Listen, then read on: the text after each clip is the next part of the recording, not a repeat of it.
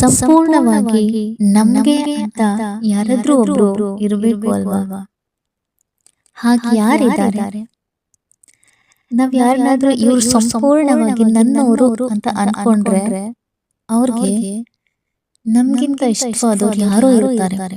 ಉದಾಹರಣೆಗೆ ತಾಯಿನ ತಗೊಂಡ್ರೆ, ತಾಯಿಗೆ ನಮ್ಮೆಲ್ಲರಿಗಿಂತ ಕೊನೆ ಚಿಕ್ಕ ಮಗು ತುಂಬಾ ಪ್ರಿಯವಾದದ್ದಾಗಿರುತ್ತೆ. ಏಕೆಂದ್ರೆ ಅದಿನ್ನು ಚಿಕ್ಕ ಮಗು ಆಗಿರುತ್ತೆ. ಹಾಗೆ ಇನ್ನ ಯಾರನ್ನೇ ತೆಗೆದುಕೊಂಡ್ರು ಅವರಿಗೆ ಅವ್ರ ಬದುಕಲ್ಲಿ ಮುಖ್ಯವಾದವರು, ತುಂಬಾ ಹತ್ತಿರದವರು ಯಾರಾದ್ರೂ ಇದ್ದೇ ಇರ್ತಾರೆ. ಆದ್ರೆ ನನಗೆ ಅಂತ ಸಂಪೂರ್ಣವಾಗಿ ಒಬ್ರು ಬೇಕು ಅಂತ ನೋಡಿದಾಗ ನಿಜವಾಗ್ಲೂ ನನಗೆ ಕಾಣಿಸಿದ್ದೆ ಶ್ರೀಕೃಷ್ಣ. ಅವನು ನನಗೆ ಅಂತ ಸಂಪೂರ್ಣವಾಗಿ, ಅಂದ್ರೆ ನನಗೆ ಅಷ್ಟೇ ಅಲ್ಲ, ಎಲ್ಲರಿಗೂ ಎಲ್ಲರ ಜೊತೆನೂ ಒಬ್ಬನು ಸಂಪೂರ್ಣವಾಗಿ ಒಬ್ಬೊಬ್ಬರ ಜೊತೆ ಅವನಿದ್ದಾನೆ ಒಂದೊಂದು ರೂಪದಲ್ಲಿ.